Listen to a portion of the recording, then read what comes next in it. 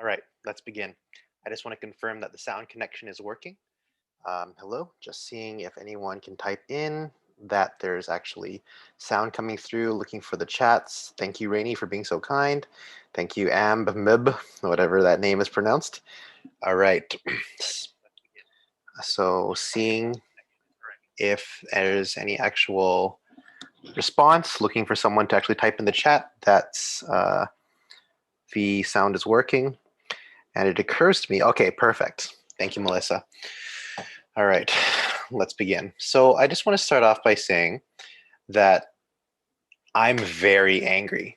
Like a lot of you, I'm really upset at how today went. I'm really upset at how the border closures have gone. I'm really upset at how they treat families. So sometimes people approach me and they go, David, uh, they think I'm more together than I really am, but I'm really upset. I'm so angry. I feel that a lot of things went wrong today. I feel like we should not have been in this position, and I just want you to know that I empathize with that. Don't forget that I myself am in a binational relationship, um, and there are a lot of uncertainties. So please understand that this entire campaign works because we all work together, and we are all very stressed out, but we have to be kind to each other and help each other out. So that'll be the theme for today. Let's address what actually occurred. So originally, the changes to the quarantine were supposed to be implemented on July the July the 5th at 23:59. So that's 11:59 p.m. So just before midnight of the 6th. So they sprung it on us a day early, which is fine in itself. The ArriveCAN app is updated. So the ArriveCAN app can be downloaded on the Google Play Store or on the App Store on iOS. That's if you have an iPhone. If it is not the most recent one, you will not see the proper information. So if you have trouble learning how to update an app, one easy way to go about it is to delete it and re-download it. Or you can open your App Store and type in ArriveCAN, and then you'll see an ability to download it. This is very important. Now, if you have trouble doing these things, and I understand some people do, we have daily question threads in the Faces of Advocacy Facebook group. If you need some help, please ask there, and a lot of people will be there for you. I'm going to be saying this many, many times today, but if you want to help with the campaign, we actually need your help right now. We need a lot of manpower to get this working because things will only get more difficult and complex as we move into a post-COVID world. Right now, there's someone on Facebook. Her name is Kara Harris, Kara, last name Harris, Harris, who has been, thankfully, taking a number of the people and slotting them into our second wave group. And we're going to be doing something with those numbers of people, but we just need more people. We need lots of helpers. A lot of people are uncertain. They don't know what to do. Luckily, we're all here together. We can help each other. But there are many people who need our help, and we have to be there for them. So let me quickly load up my browser here so we can actually go through the bits and pieces from today. While you're here, I want to just take a quick look and see my sound is cutting up every couple of words. No, never mind, was me. Hilarious. Very, very good. We'll have question and answers at the end of today's session, as usual. So if you have any questions, please write them in at the end of the session.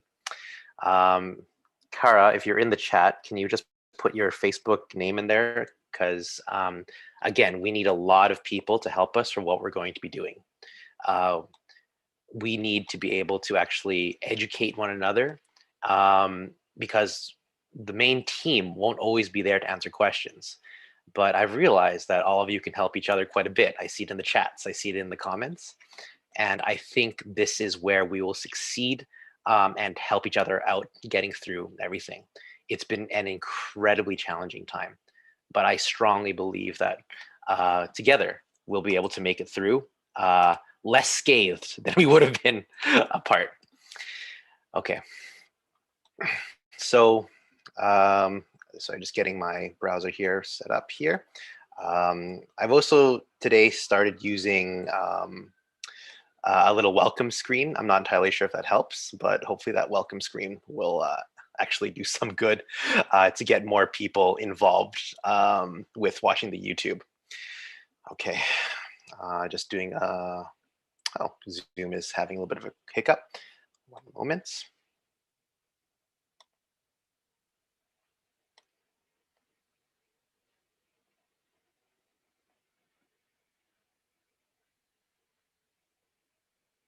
Still here.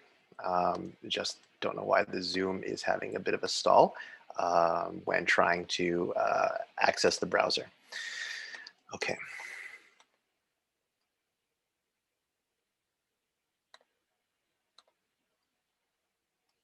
Okay, so you guys should be able to see my browser now.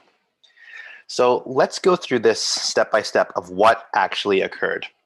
So the most official thing that we have from the government regarding the exemptions is this backgrounder, phase 1 of easing border measures for travel. Okay, now today, what made me really upset is that a number of people spoke to the CBSA agents. They went to the, they discussed the border, and we were told that extended family and immediate family are not exempt from quarantine, even when immunized. This is flat out wrong. I believe that the CBSA must not mislead people. MPs have been giving erroneous information as well to the people. This is incorrect. And this is why I'm so angry, because we cannot be treated like this. A number of families are in a disadvantaged position because they're foreign nationals. They're coming up to a group who is institutionalized power, the CBSA, and we are being misled. So the reason why I'm asking so many volunteers is we are going to train each and every one of you to educate other people so they know what is right. If you understand the timbre of my voice is angry, it's because I am very angry at what happened to a number of people today. The CBSA cannot tell people wrong information and expect us to roll with it. We have fought too hard and too long for our family reunification little window, and that cannot be taken away from us. So what will happen is, as we go through this information today, I'll be asking many of you to be messaging Kara to be part of our second wave. What will become our peer advocates? I won't be around to answer every question that comes up, but you will be. People in the comment section. Now, that's not just any information. We need high quality information, because I'm sure you've seen in a number of different groups the ludicrous amount of fake, false information that's coming through. It is unbelievable. For the longest time, I thought it's because people don't read. I think it's because they refuse to read. So peer advocates, the Faces of Advocacy peer advocate program, will be in order to actually translate this information and make sure people are not spreading misinformation. We will not succeed if we are not organized. Simple as that. So today's first major point: immediate family and extended family are exempt from the hotel quarantine, as well as the home quarantine, if fully vaccinated with one of the big 4 vaccines. So that's J&J, Johnson & Johnson, AstraZeneca, Moderna, and Pfizer. If you have a full vaccination dose of those vaccines, so 1 in J&J's count or 2 in the other ones, you wait 2 weeks, and then you can approach the border. I will later come up with a 1-pager with the information I think to distribute, because I am so irate that the CBSA officer would tell erroneous information to vulnerable families who just want to reunite. If you share this anger with me, please join our peer advocate program, because we need to help each other. There are many of us who don't know how to use a computer. There are many of us who are English as a second language. There are people who simply do not know how to find the information. And as irritating as that can be, we need to help them, because I do not want any single member of the Faces of Advocacy to be put at a disadvantaged position when they're at the border. Today was an alarming moment for me, because I've been trying to prevent it. I have written confirmation from the Ministry of Public Safety that it does apply to us. But let's say you don't have that 1-pager. Okay, so you type in border measures July the 5th, and you end up at this page. Okay, it's the backgrounder. Who is eligible for eased border measures? You talk to the border agent, you say, I am eligible for eased border measures, okay? Why? Because I am fully vaccinated, okay? That is, I have had my vaccine at least 14 days prior to entering Canada. I've got my vaccination in English or French. And then it's one of the big four, okay? And then they say, well, it doesn't apply to you. You say it does apply to me because I am eligible to enter Canada. Once you click on this link, you find out, are you eligible? Okay, right there, foreign national, including a United States citizen. Click on that. Yes, I'm a foreign national. Do I have COVID-19? Oh, don't approach the border if you have COVID-19 symptoms. Just don't. Okay, so no COVID-19 symptoms. Okay, how do you plan on entering Canada? From another country or from the United States? Okay, so because people keep saying, oh, why is Face of Advocacy only for US? No, we're for all borders. Okay, but from this point on, it'll be the same. Okay, so we'll just say from another country, but it'll also be the same as US. Okay, which describes your reason. Reuniting with family, right there. You show the officer. You do not let the officer mislead you. Okay. Now, obviously, you could assume, oh, they don't know they just didn't know the rules. I can tell you right now that as a physician, if I didn't know my medicine and I gave the wrong stuff, I'm still liable. Likewise, if they say, oh, I didn't know that, thanks for showing me, that's fine. But if they tell you that you are wrong, this really irritates me and is completely inappropriate. All of you, I know you're afraid. I'm afraid too. I'm scared as well. But we cannot be allowed to be pushed like this when we fought so hard for our exemptions. So reuniting with family. Okay. So the person that you're reuniting with, a Canadian citizen. Temporary residents, I am sorry. We're trying to get you more in the media now, but temporary residents we have not succeeded with yet. I'm sorry. Okay, a Canadian citizen. And then what is your relationship? You are the extended family. So you are none of the above. Now, this again speaks to most of the faces of advocacy, which are the IMM006E people, the extended family. But if you are the spouse or common law person, obviously you click that. But I'm going with what most of us are because that's what we end up fighting for. Okay. So then here is your verification on what is the relationship of extended family. So a number of you, it'll be the exclusive dating relationship or the adult child or the sibling or the grandparent. Okay, so because according to our own internal polling, most of us are in the exclusive dating relationship, click on that. Okay, you will likely be allowed to enter Canada. Okay, so that's simply it. So therefore, once again, you've met the requirements and you're vaccinated. Both those things. You are allowed to enter Canada. I have personally confirmed it with both the Deputy Prime Minister's office, the Health Ministry, and then the third thing, IRCC. And sorry, the fourth now, as well as Public Safety. I'll try to produce a one-pager so you guys have all this information. But even if you don't have it, they have to look it up because you are in the rights. Do not be misled. So the big disappointment from today is that we were not able to get rid of the 15 days or more. So to recap, a foreign national entering Canada must stay in Canada for at least 15 days. This was originally because when any person came into Canada, they required 2 weeks of quarantine, of isolation. So therefore, the first day you could leave the country is on the 15th day. This doesn't make any more sense given that vaccinated individuals are no longer beholden to the home quarantine or the hotel quarantine. Despite this, it hasn't been defeated yet. And I've spoken to freelance people, the IRCC, Public Safety, and Health directly about this. I'm unsure why this is the case. It's possible that it was simply overlooked, but I refuse to allow Canadian families to be overlooked. I understand this is very upsetting to you. So here's the question that a lot of people are asking. Well, can't you just leave anytime? Well, in the orders in council, the orders in council are the travel ban and the quarantine act in action. Okay, the orders in council, just think of it like the rules.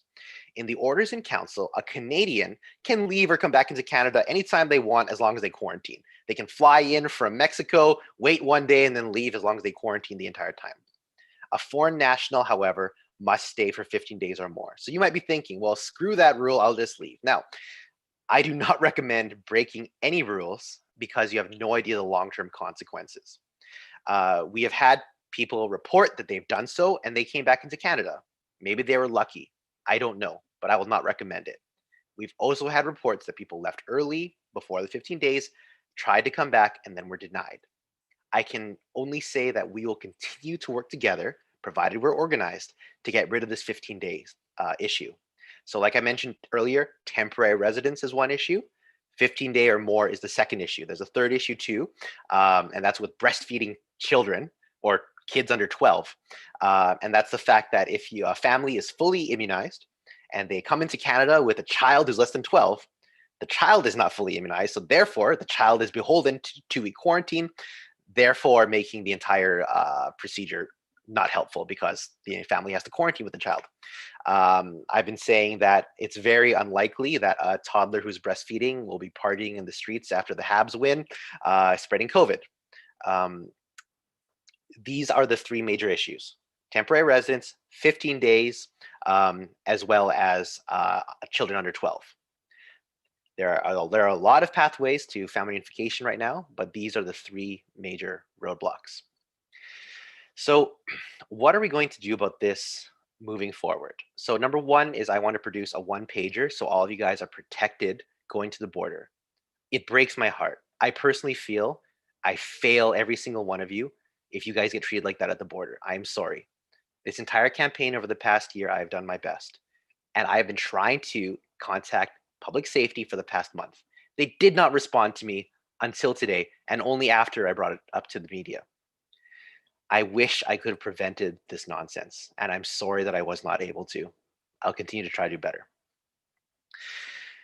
What can we do right now to work together? So number one are the peer advocates. We need to be able to actually stop misinformation, and there's a lot of it, and help those know how to actually get through the border. Now, for example, one of the most basic things people are having trouble with still 6 months, no, more than that, 8 months after our success, is they don't know how to open the IMM006E.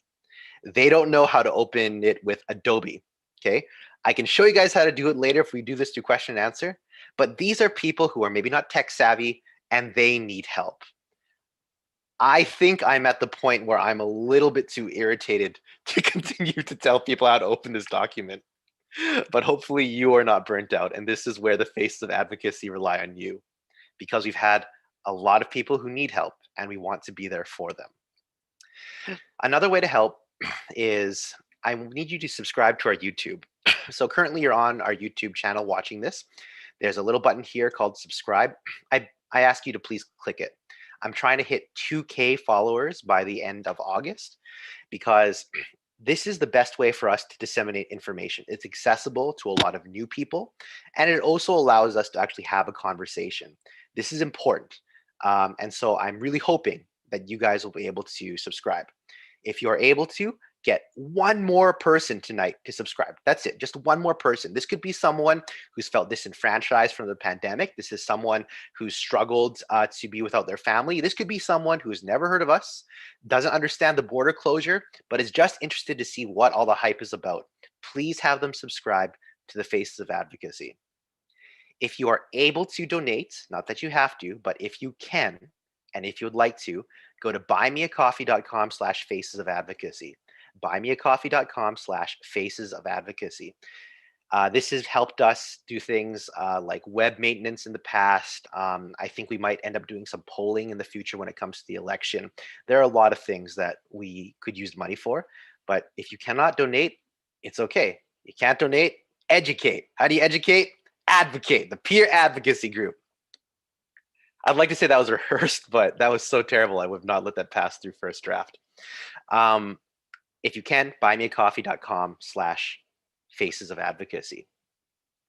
And once again, if people start approaching you and saying, well, isn't it dangerous? Gonna go see your family? What, are you selfish? Please refer to them to this document, Priority Strategies to Optimize Testing and Quarantine at Canada's Borders.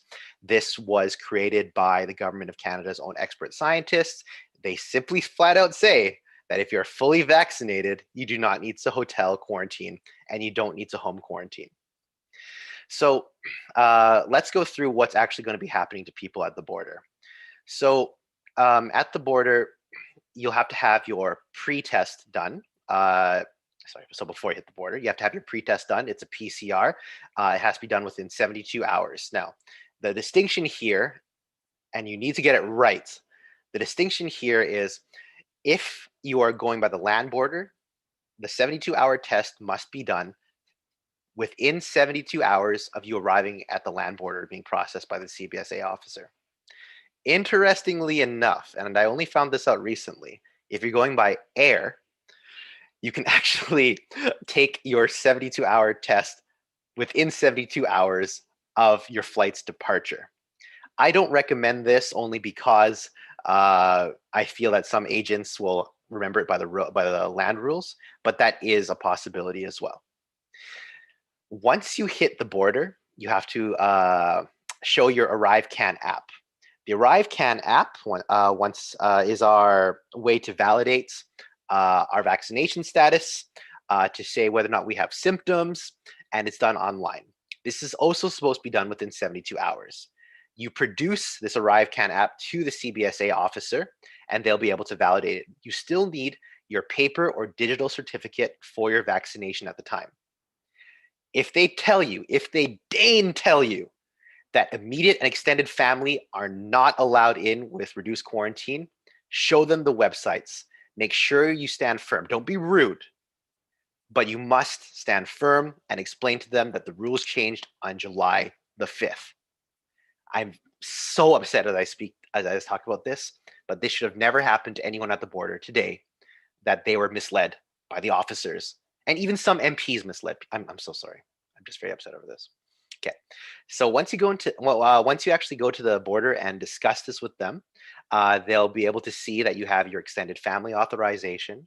They'll see that you have your ArriveCAN app filled, as well as your vaccination. Now, we haven't had a lot of feedback on how they're actually validating vaccinations. So if you guys know what's happened, please post in our daily threads at the Face of Advocacy Facebook group, because we could use some of that information just to help out other people.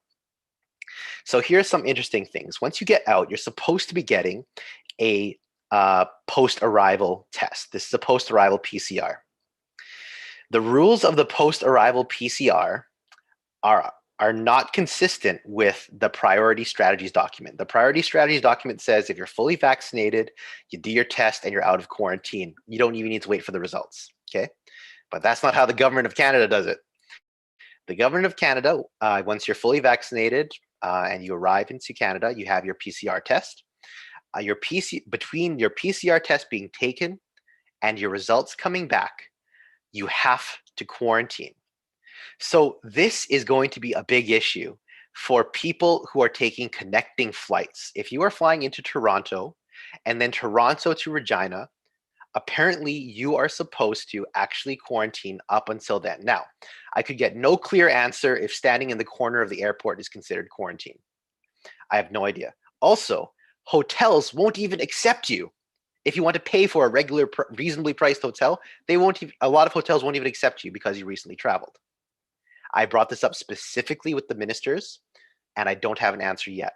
But be prepared for those kind of questions when it comes to the quarantine. Once you get your result back, you are then no longer needed to quarantine, and you don't have to. You've never had to have gone to a GAA, a government authorized accommodation. So those are the basic pieces that I have here. So I just want to recap. Number one is we're trying to build the peer advocate program. Message Kara Harris in the Faces of Advocacy group, and then we'll get you in our group, because we need people who are knowledgeable of the subject and able to help others. Okay. Number two, there are three groups that are missing, or really three issues of family reunification. Number one, temporary residence. Think to any international student you've known, or any temporary worker. So, people who have a work permit. These guys have contributed to the economy. They pay taxes, and they help during the pandemic. We have a person here who speaks a Syrian language and helps people in the hospital. These people have no path to family reunification, and we need to help them. Number two, the 15-day minimum stay. It's completely nonsensical given a fully vaccinated person. And I'm hoping that it will be a quick resolution, because it is it's nonsensical, and it might have been something that slipped through the cracks. If it wasn't, we need to really push. And number three, children should not be made to quarantine if the parents are fully vaccinated. They should still follow public health guidelines. Like if we're talking an 11-year-old, they shouldn't be going to a daycare. But that's not what families are trying to do. They're trying to safely get around to their homes, to their properties. They're trying to cross into Canada. They're fully vaccinated. And it's not fair to put a toddler under the same rules as someone who's going to go drinking tonight, whether or not the Habs win or lose. So how do we actually get things done? How do we actually advocate? Okay, so let me just stop sharing and set up this page here. So for you guys who have been with us for quite some time, you'll be familiar with our Reunification Thursdays. Our Reunification Thursdays are every Thursday we would write a letter to the government of Canada, to our MPs, to their leaders, and we would say,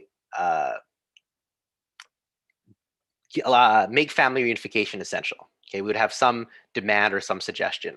Right now, we have those three demands and suggestions because we really need to help those three things in order to really solidify family reunification. Let me just share my screen here.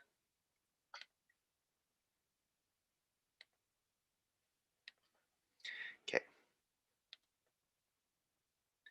So go to the Faces of Advocacy Facebook page. That's facebook.com/Faces of Advocacy. Okay. Scroll down, check out our pinned post, Reunification Thursday. Okay. It gives you very clear things to do. In this case, because it's summertime, we're just doing phone calls. Phone calls have to be responded to by a Canadian. More likely people listen to you. Emails sometimes just don't get responses. And I'm very upset, and I'm very sorry to many of you who've not received a response from the MP. In this case, leave a message, tell them you're with Faces of Advocacy, you want safe family reunification, get them to work out a plan for separated families who cannot get their second dose or are unable to get vaccinated, a better plan for children, temporary residents. And I just realized for this week I haven't written down the 15 days, so my apologies. But then we'll change that. We got to get the 15 days here as well. When I wrote this, I had just assumed the 15 days would have gone because that would have made sense. And in addition, an MP had actually written to one of our members that the 15 days will go away. This just speaks to the lack of organization and interdepartmental communication issues that we've long had during the pandemic. And I am angry. All right, so let's take a look at the chat. Thanks for listening to me for a little while, and then let's do the question and answers.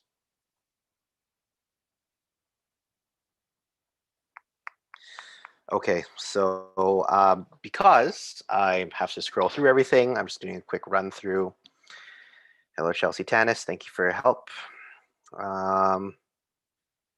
Burhan says, really afraid, need clarification. Flying tomorrow as U.S. citizen. I hope this helped you. And I'm afraid too, because if your CBSA officer misleads you, you're in a difficult position. Can someone in the chat actually confirm that you can ask for a supervisor? Because I'm fairly certain you can. I just haven't found that written down anywhere else, including in the standards of practice or the code for the CBSA officers. Trevor LeBanc in the Faces group. Kara, please message Trevor LeBlanc. Ermi, I'm super jealous of your lightsaber collection, Doctor. Please call me David. And I love the lightsabers. I'm a bit of a nerd in that regard. I'm super angry at the sequel trilogy. A discussion for another time. I'm so sorry. I'm very upset today. Yep, and then Burhan continues to explain. So Burhan has an IRCC exemption, a double vaccination, hopefully longer than 2 weeks ago, with a return flight on the 22nd. Which mathematically is more than 15 days. So, Mr. Rashid, sorry, pardon me, I didn't mean to gender you. Buran, you should be okay going through. Keep an eye out for a post later on where I'll put a one pager or something. But there should be no misleading of you. You are in the right, and I hope showing you that finding out if you can travel section helps, because it says very clearly who can come in.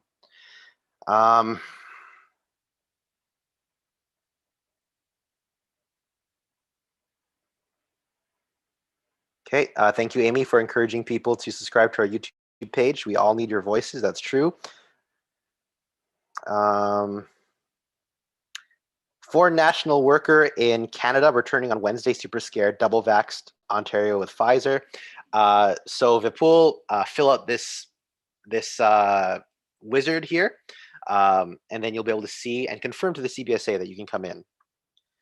Yeah, I'm sorry about the 15 days minimum stay. I really tried to get rid of this, and I'm sorry.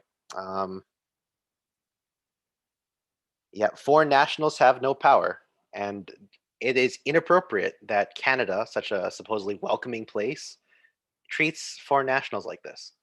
Luckily, and I'm saying this luckily we have Canadians in love with these foreign nationals to help them. But can you imagine what it's like to have no one on your side? That's what the temporary residents are under. And that's why I beg of you to please keep temporary residents in your phone call. Kara put her email address in the chat. It's karaharris75@outlook.com. Kara spelled Kilo Alpha Romeo Alpha Hotel Alpha Romeo Romeo India Sierra 75@outlook.com. Okay. Shannon, I don't know why your boyfriend's going to get denied tomorrow. Okay. There was one person who posted in a different group that they actually had a ticket for like 5 days later and they got through. I cannot tell you if that'll happen to you, but I can tell you it actually happened to someone. So that it did occur today. I do not recommend it, by the way, but it did happen to someone. Okay, no logic for 12-year-old. I'm sorry, the tears, the anger, I'm angry too. That's why I started by explaining to you that I'm very angry. Like I'm so angry and I'm so sorry. I do feel I have failed because I was not able to secure this better for you guys, and I'm sorry. Let's see. Gustavo, I'm not sure I'm a leader. The Face of Advocacy are like a federation. We all really contribute. We have a wonderful team. And if you guys want, please join us in the campaign. So no, I don't want to be your leader, but I want to be your advocate. Please call me David Glitch Bunny. Everyone here has been a core source of hope. So I'm so grateful for all of you who've been putting this together. Okay, there are a lot of messages here that are just talking about their anger, which is fine. Please donate financially if you can. That's buymeacoffee.com/faces of advocacy. There's actually a list of what tests you can do. My apologies. I just said PCR because it's easiest, but there actually is a list on the website where you can find out what tests are accepted. But I think what you get when you come off the plane is a PCR. That's why we're talking about needing to quarantine for those 12 hours or something. From my understanding, there's no cost for the post-arrival test.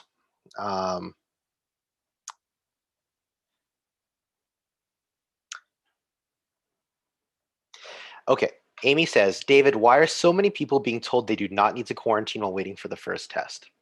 So I spoke to health directly about this today, and they do need to quarantine. Why are so many people being told they don't have to? If I were to guess, and this is not proof, but if I were to guess, it's because the priority strategies actually says you don't need to quarantine. If the CBSA officer tells you, oh, you don't need to quarantine, I'm really happy. But I'm giving you what I was personally told by health today, and that means you have to quarantine until the results come back. If someone has different information, please let me know, and I'll read it at the end of this chat.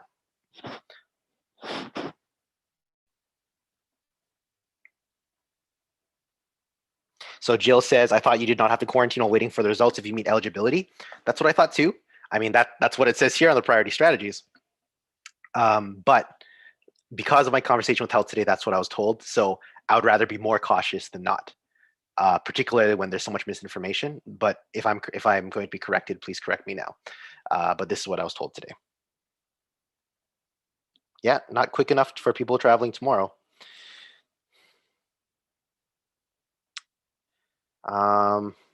So Claire says, people today have been told they don't have to quarantine after the arrival test, and also have been given a day 8 test. All I can say is CBSA has been grossly inconsistent today, and I'm so angry that they've misled you. I don't know the answer to it. I'm simply going to repeat what I have been told by health myself, that you have to quarantine between the time. That is why people with a connecting flight are in a very difficult situation. This has to be discussed with the CBSA officer when you arrive, and I'm sorry I don't have a better option for you. I tried. I really tried. I tried for the past month. I'm sorry. You're right, Chelsea. It doesn't say anywhere it's written that you have to stay until day one tests are back. It doesn't say that. It doesn't say the opposite. So I'm telling you what I was told by health, but it's not written down. I've given CBS, the public safety, an email specifying this, and they haven't gone back to me. Like I said, I'm sorry. I really wanted this to be solved by the time this happened today, and I just could not solve it.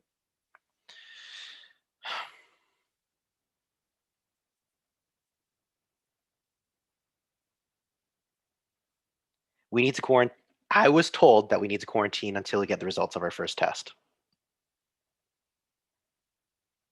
And this was from the Ministry of Health. So this is not MP, this is from the Ministry of Health.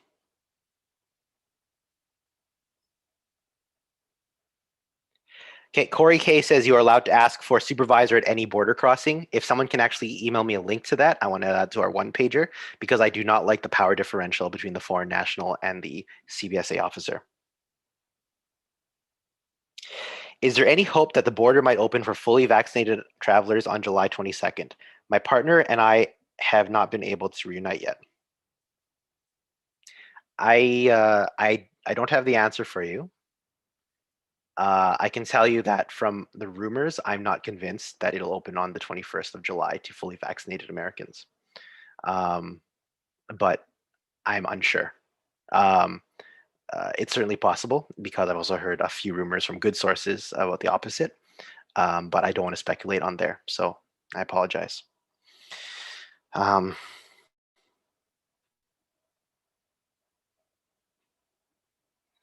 Do we know how long the border the test results come back? I have no idea. But Trudeau got his back in 12 hours. You can use that as precedent.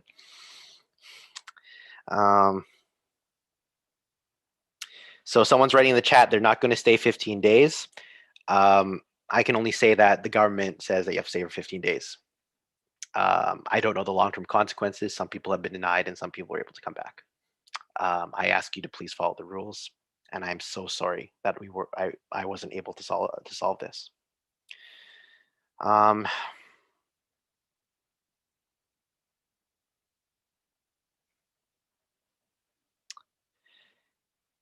Any idea how they would know if you left early? So I'm not a passport expert, but from my understanding, they can see which country you entered on which days. So if you try to come back into the country, to Canada after having left early, they'll see that you went back to the US or to Europe or something on a different day. So they'll see that. I also think that there's something called a passport history, a travel history, but I'm not an expert of that. I am a US citizen reuniting with my Canadian mother. I have an approval letter, right? Because you're the parent of a Canadian. My US citizen husband has applied and hasn't heard. Is my husband considered extended family? I don't think a father-in-law is considered. Oh, I'm so sorry, I read it backwards. So this is a US citizen, the adult child of a Canadian mother. My US citizen husband has applied and hasn't heard back. My husband is considered extended family. So I don't think son-in-laws are considered extended family. You can, again, go through this wizard tool, but they are not considered, and I'm sorry.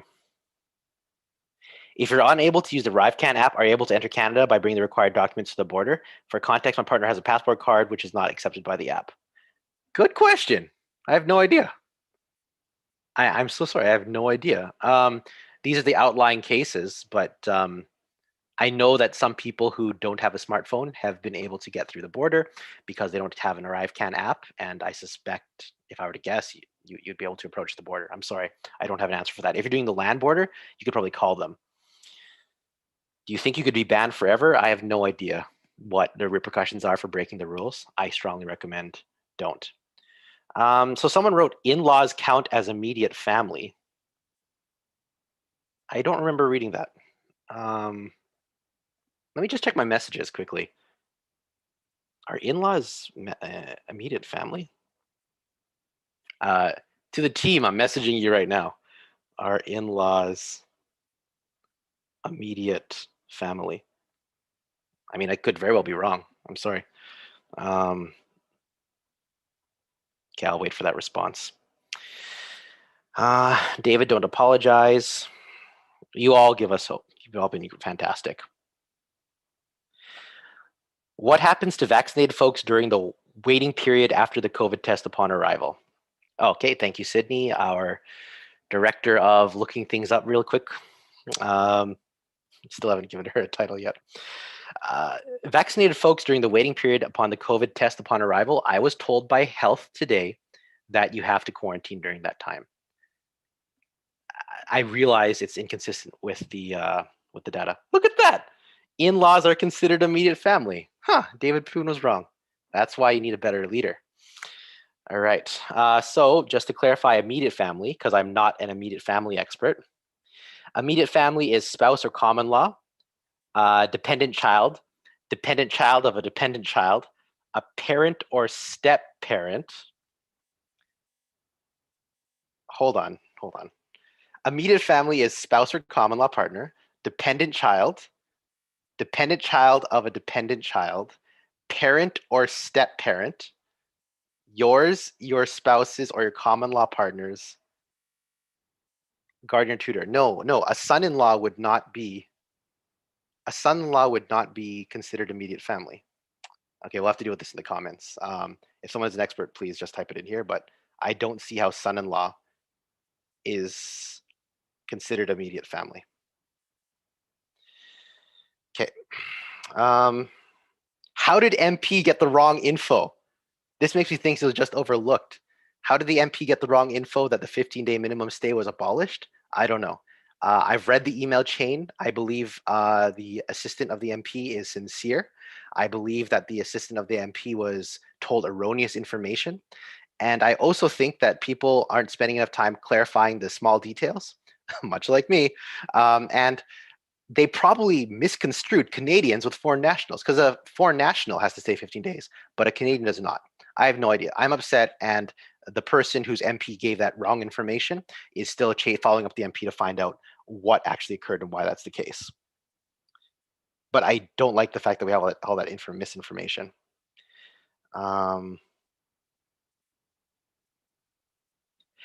So the hammer 8587. So there are some very interesting things in the website that I brought specifically with public safety. Okay, it says that if your test comes back positive, you have to isolate at that time. And I wrote to public health. I said, at that time implies you weren't quarantining until then. They haven't given me a definitive answer on that, but health explained that you must still quarantine. Until I have it in writing, I'm just erring on the side of caution. But health texted me this, but I want a publicly available thing. A CBSA agent told someone at the border it's okay to leave before the 15 days. It just hasn't been updated yet. Maybe that's true. Or maybe the CBSA was misleading people. I don't know. I don't want to risk your future coming into Canada, particularly if you're building a life with someone.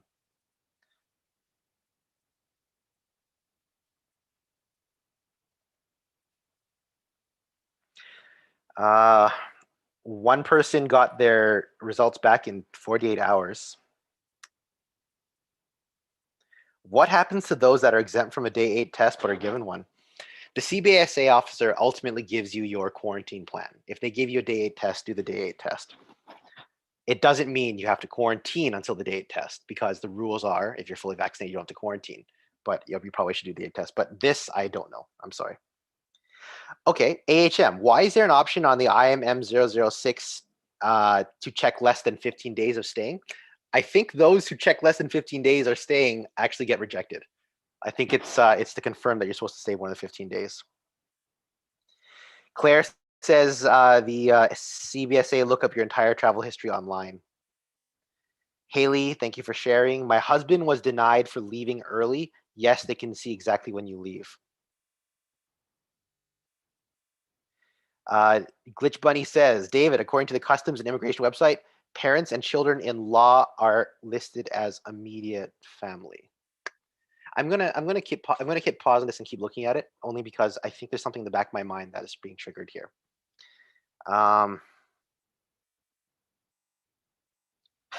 Sierra Rousseau says, someone on the forum said their ArriveCAN app was frozen and gave all their papers and was let in. I don't know. Thank you, Jill, for your kind words to the team. If you can, please join us for the Peer Ambassadorship Program. Sorry, the Peer Advocate Program. Thank you, Amber, for your kind words. Haley follows up that her partner was not banned, but they refused his entry, and it wasn't pretty, so don't do this. Bans can last 6 months and onwards. Diana's saying extended family is for the in. Okay, let me just deal with this later.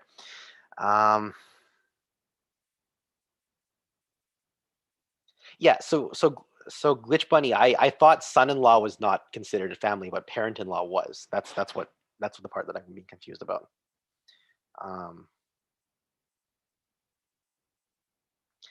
Okay, so common law partners are a very specific thing in Canada.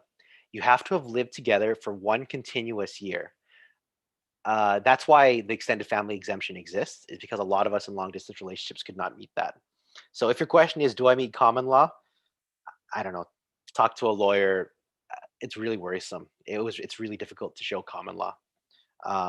I'm sorry, I can't be more help, but that is something that people get rejected for not being actually common law.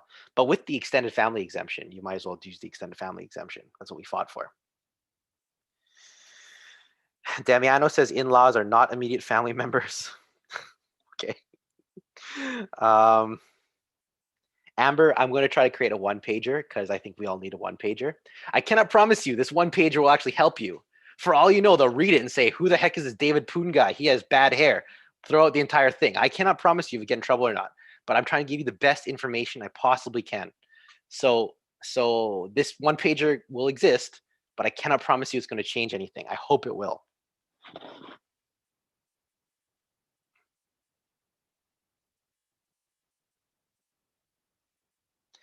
So John McCall is in the chat. He's a very important person. For those of you who aren't familiar with the face of advocacy, his wife, Donna McCall, is a Canadian mother who passed away saying goodbye to her American children through FaceTime.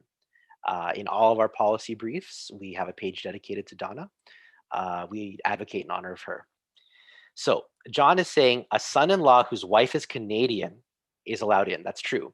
But in this case, it's a Canadian mother with an American wife, with an American daughter, with an American husband. So definitely the American daughter is there, but I don't think the American husband of the American daughter is actually allowed in. I'm just going to stop sharing this giant screen here. Okay. Yep. Okay. So with all this unsureness and my wife can't miss work, it seems fairly risky to see her and don't know how long we have to quarantine until his return, basically, even if allowed in. I'm assuming this is Stephen Husak. He's been with us since arguably day one. So nice to see you, Stephen. Okay, so those are the main things. If we have no more questions, we'll close this up. So I just want to specify what we need to do moving forward. We need a good contingent of peer advocates because the team is exhausted and I am incompetent. Like, we need a number of people well-trained with factual information to deal with misinformation, not only within our own group, but I'm sure many of you are in multiple border groups, and the amount of false information being perpetuated is stunning. This is going to harm all of us, because what happens when the government sees a bunch of yahoos doing a bunch of nonsense without having read anything, it makes all family look bad. A few weeks ago, I introduced you to the Faces of Advocacy border transition plan. And the basic idea here is we, families, are the first foreign nationals allowed into Canada. We're the only ones allowed into Canada. If we can show how good we can do it, this will get our border open faster. I feel that strongly. These have been all of my policy briefs, every committee, whatever committee briefs I put up. This is our path forward. We have to do it right. But even if it doesn't change the timeline of the full border reopening, we cannot look foolish because we earned our exemptions. We fought for our exemptions. We've been at it for a year, and we cannot let other people make us look bad. Right now, the government is saying that family reunification is not a priority. We are upstanding citizens, and we're going to show that we are well with the time. And when the election comes, we will not be forgotten. Okay, that's very important. So join us for the Peer Advocate Program. Message Kara Harris, or you can email me, poon@facesofadvocacy.com. But we need to start training people now. We need to start spreading the information. Check the facebook.com/faces of advocacy in order to check out our Reunification Thursday, a simple phone call to your MP. Ask them to deal with the important stuff. We have 15 days, we have temporary residence, we have child issues, and then there are those who are, there's a fourth one, which is partially vaccinated and those who cannot get vaccinated. We need a plan for those families as well. I'll try to produce a one-pager for people to have reference. I cannot guarantee it's actually going to be successful. If you are able to donate, if you want to, find us at buymeacoffee.com/faces of advocacy. Buymeacoffee.com/faces of advocacy. If you aren't sure if you can come into Canada, the government of Canada has a little travel wizard to find out if you can enter Canada. Fill that. And then lastly, I implore you to please subscribe to our YouTube channel. I want to hit 2,000 people by the end of August, so that's about 8 weeks from now. It'll really help us with our translation to other people, and most importantly, it'll give us a powerful method to access new people when the election comes around. Let me just do one last look here if there's any questions.